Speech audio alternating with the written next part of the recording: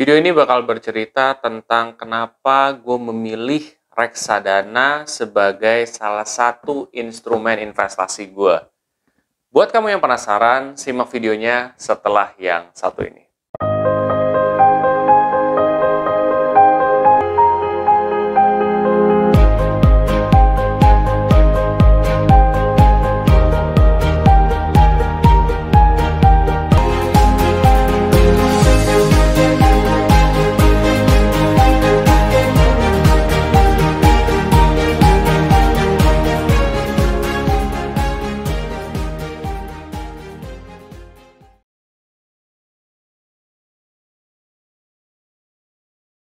Seperti biasa, gue akan coba disclaimer dulu. Satu, keputusan investasi ada di diri kita masing-masing. Kedua, investasi itu pasti mengandung resiko. Salah satu resikonya adalah penurunan. Ketiga, gue tidak pernah mengadakan titip dana sama sekali.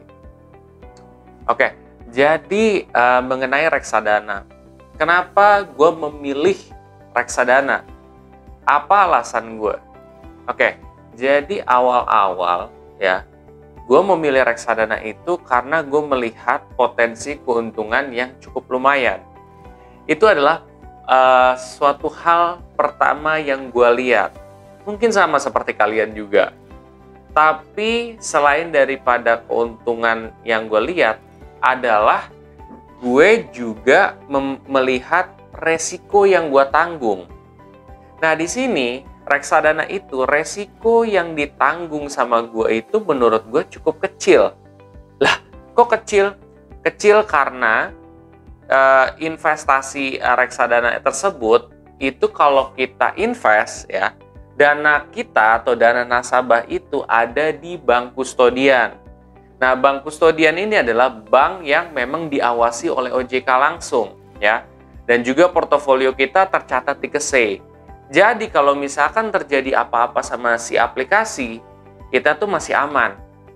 Itu yang membuat gua sampai sekarang masih tetap ada proporsi investasi di reksadana. Karena apa? Ya karena gue melihat seperti itu gitu. Dan di kedepan hari, regardless gue udah tahu ya tentang saham, tentang obligasi dan lain sebagainya, tetap gue akan taruh di reksadana. Karena yang gue bilang kayak gitu tadi. Dana nasabah itu tidak ditaruh di aplikasi, tapi ditaruh di bank kustodian. Jadi pihak aplikasi pun nggak bisa yang sembarangan mainin atau apapun. Karena portofolio juga tercatat di satu lembaga khusus yang disebut dengan KSE. Ya, KSE itu bagian yang kalau misalkan aplikasinya tiba-tiba crash, tiba-tiba bermasalah, nah portofolio kita tercatat di KSE. Nah, jadi kita bisa aman. Kalau suatu saat kita ngeklaim atau apapun itu bisa di KSE. Jadi menurut gua reksadana itu cukup bagus gitu ya. Bahkan bagus banget gitu kan. Dari segi keuntungan oke, dari segi resiko juga bisa gua tanggung. Pertanyaannya, resiko reksadana banyak nggak sih? Resiko reksadana ada gitu. Naik turun dalam nominal investasi. Kedua, bisa reksadananya itu kalau AUM-nya terlalu kecil bisa tiba-tiba ditutup. Itu bisa. Terus juga kalau misalkan ternyata reputasinya ada masalah, disuspend, itu bisa. Tapi kan sebenarnya ada cara-cara menganalisa. Dan juga kita selalu review setiap 3-4 bulan. Dengan cara seperti itu, kita bisa minimalisir hal itu terjadi. Ya udah gitu. Ketimbang investasi lain, reksadana menurut gua itu adalah ya cukup aman. Mau dibilang 100% aman, tidak. Karena namanya investasi pasti akan ada resiko, guys. Itu jadi berdasarkan pengalaman gua.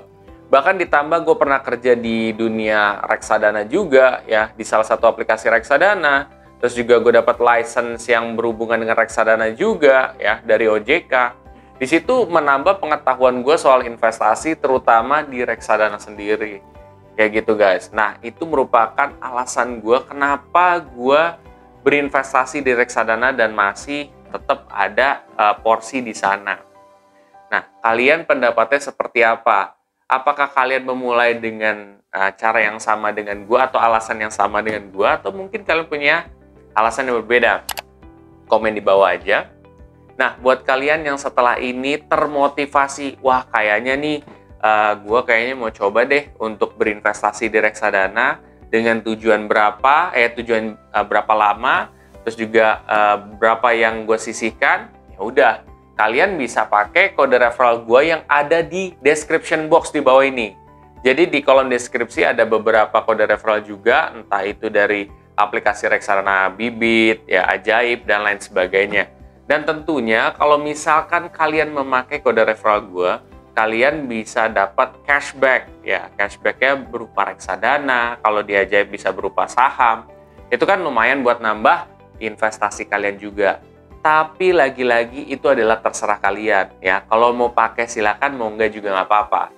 Dan buat kalian yang, wah aduh sayanya harus belajar dulu nih soal reksadana lebih dalam lagi. Nah, kalian bisa coba tonton semua video saya yang ada di playlist Dana Darurat dari awal sampai akhir. Nanti kalian bisa dapat sesuatu di sana, yaitu dapat pengetahuan yang lebih soal reksadana. Oke semuanya, kalau kalian merasa video ini sangat bermanfaat, please share aja ke sobat investor yang lain. Dan jangan lupa untuk subscribe, like, dan komen di video gue. Sampai jumpa di video gue selanjutnya. Terima kasih.